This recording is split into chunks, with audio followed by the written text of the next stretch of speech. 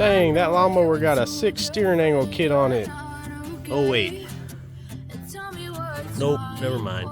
What's up guys, welcome back. Yes, I've been gone for a while, but we have not forgotten about this Humvee. I kind of took a break, but there's a lot of stuff going on. Now, I finally got the transfer case slip yoke eliminator, so we're gonna try to get this transfer case out of here and get that replaced. And also, I got a 12 volt sending unit for the fuel tank, so maybe I can actually tell how much fuel I have now.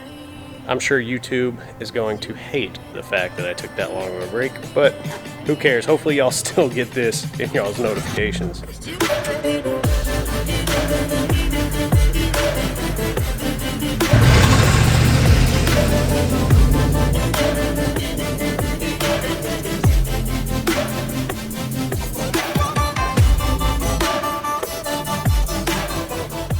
Also, don't really know where we left off on a lot of this stuff. First video coming back, so maybe a little choppy.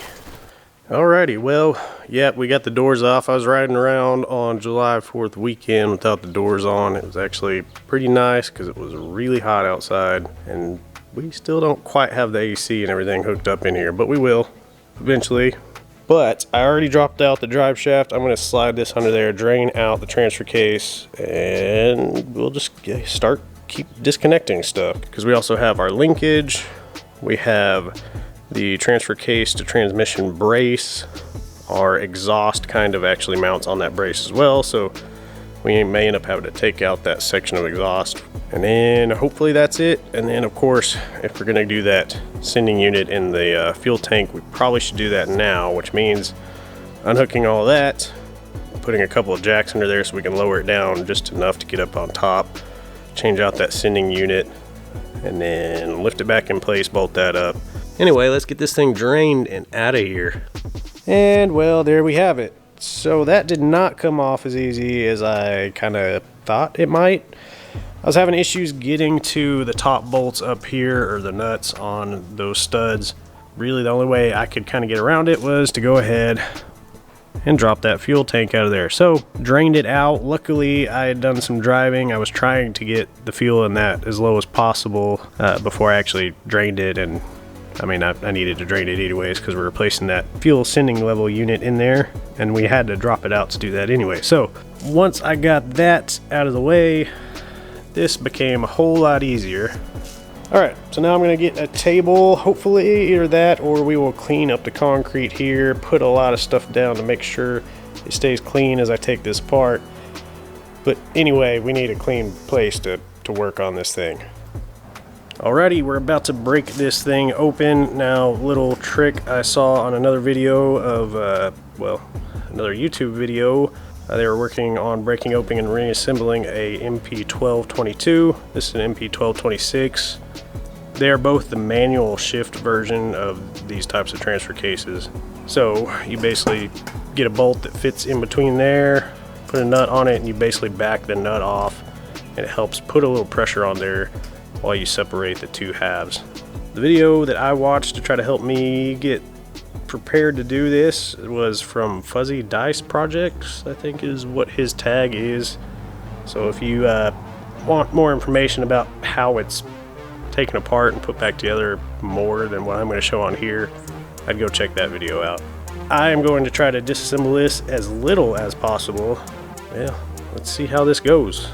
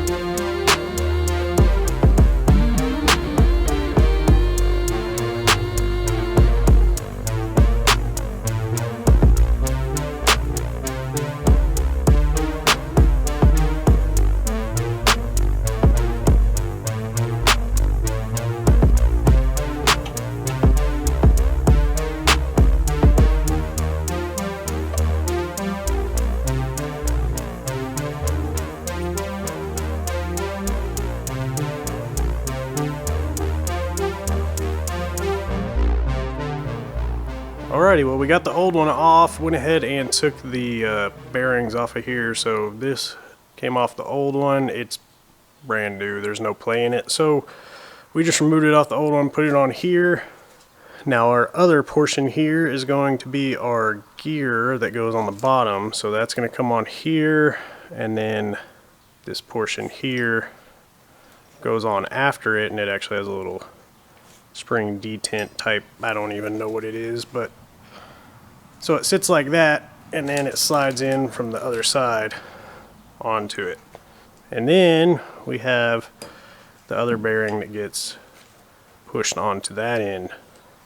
Yeah, so I'm gonna work on getting that on there and the bearing started, and then I may have to finish this tomorrow because it has gotten a little late because the old shaft right here did not want to come out of there very easy. The bearing on the back side was kind of stuck in the case, so that bearing was stuck in here, and so it took a little bit of work to get that out of there. I just have the chain kind of laying. I did not have to take this portion out.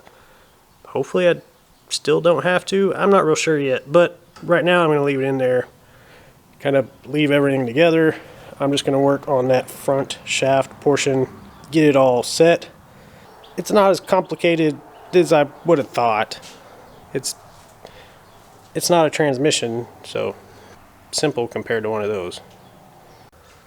So this kit does come with the new front shaft seal here, and so this is actually what seals around our new yoke here. So that fits on the new splines of the new shaft, and then you have your nut and everything here, and then this rides along that. That's the new seal for it.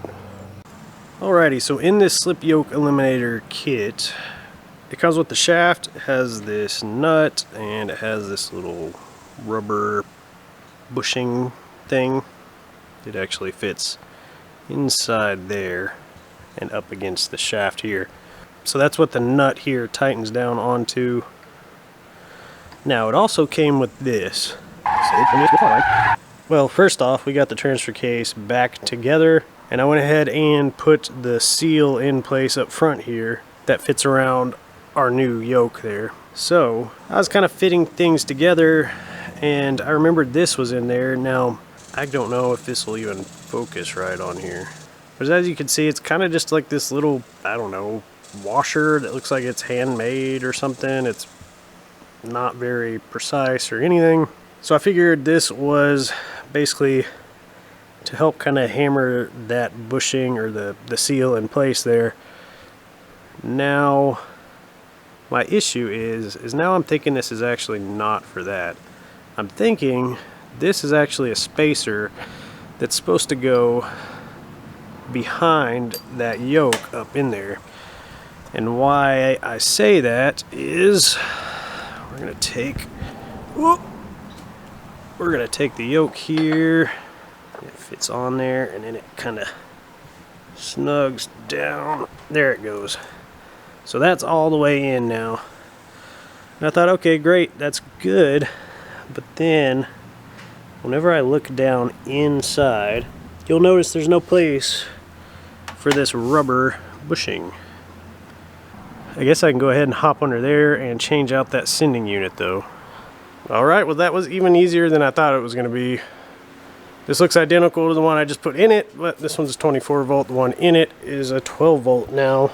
So now I should be able to, I guess, buy a little fuel gauge. Probably look into getting one that you can adjust the range. That way whatever ohms is full and empty, you set it and it'll know full and empty.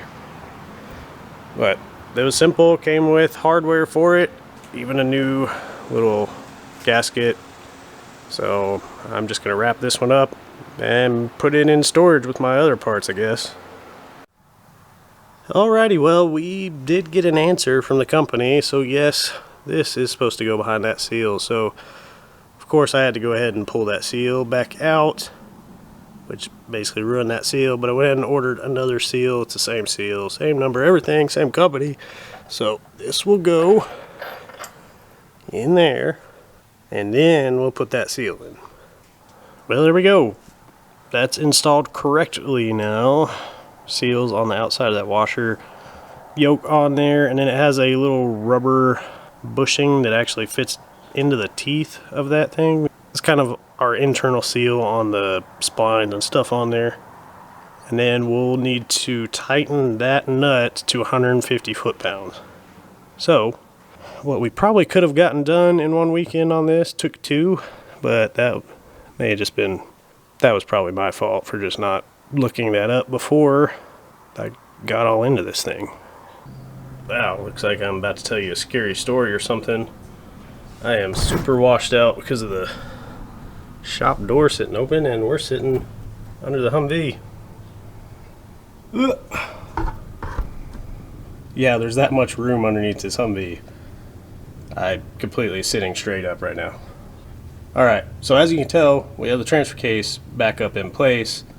Now I am going to go around, make sure all my bolts are kind of torqued down, and then we also need to put our little brace back on there. So I had to take the 2 top bolts out of here, put the bolts in the transmission side, put the bolts up here, and then tighten everything down, and then we'll start hooking everything back up, like our speed sensor, our vent hose, which is on the other side, our little bracket that holds up our exhaust.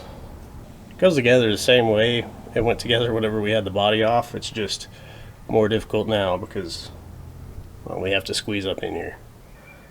Alright, since we're under here too, we're going to go ahead and replace our little the shaft for our shift lever on our transfer case, because before, remember, actually I don't remember, the rod was too long or it was too short or something, and then I couldn't find the correct thread pattern here in order to cut new threads if I did cut it off, so I ended up having to do this weird patch job thing. So I do actually have a stainless one that I got in that is this fine thread, so we're gonna go take this out there, measure it off to the same length here. So now I'm gonna go ahead and install that, and then I will need to wait until I have somebody that can stay up top there, shift through all the gears, and I can either lengthen or shorten this as we need. Alright, well, we got the fuel tank back up in place, kind of bolted all down, got everything kind of snugged up, made sure that the drive shaft slid in just fine still. Was having a little bit of issues, and then found out I was trying to squeeze my stainless steel return hose up against the side of the frame between the fuel tank and the frame there. So ended up pushing that back up out of the way where it was supposed to go. Everything fit back in place. Drive shaft had enough room. Went ahead and hooked up the drive shaft, and that allowed me to go ahead, well, I put some fluid in the transfer case, then I went ahead and torqued down that front yoke to 150 foot-pounds. Need to fill up the fuel tank, but I also need to go ahead and order a fuel level gauge, and there's one I'm looking at that's kind of programmable that has presets, and it actually has one to where you can just hook it up. And so like this, if it's completely empty, maybe put in a gallon or 2 gallons or something, so it even just barely registers, and so you don't run out whenever you hit empty. But then you lock down that amount of ohms as empty, go get it filled up, and then you lock down that amount of ohms as full. Then your gauge pretty much goes off of that, and you don't have to have a gauge that's preset to whatever ohms your tank is kicking out. Sometimes I have good luck, sometimes I have pretty bad luck on stuff, so fingers crossed, quick fix, back on the road. I would like to introduce y'all to, well, here it is. This is our crawler project. This is something we are not going to care about the paint. We are not going to care about making it look nice. We are just going to build this thing. We got us a little 2000 Dodge Durango V8 4x4. We'll see if we'll be able to keep most of the drivetrain the same, but what I am thinking is some solid axles. Of course, it's got a solid axle on the back, but we'll go bigger. Welcome to Project Barry. blueberry, berry blue. Shoot, I don't know. It's blue. If y'all have a better name for this thing, let me know. We'll call it by that before we really get into this thing. But this is our project. This is something we're not going to care about the body. We're going rock crawling on this thing, and if I slam a rock in the side, well, I'll feel bad, of course, but at least I shouldn't care that much.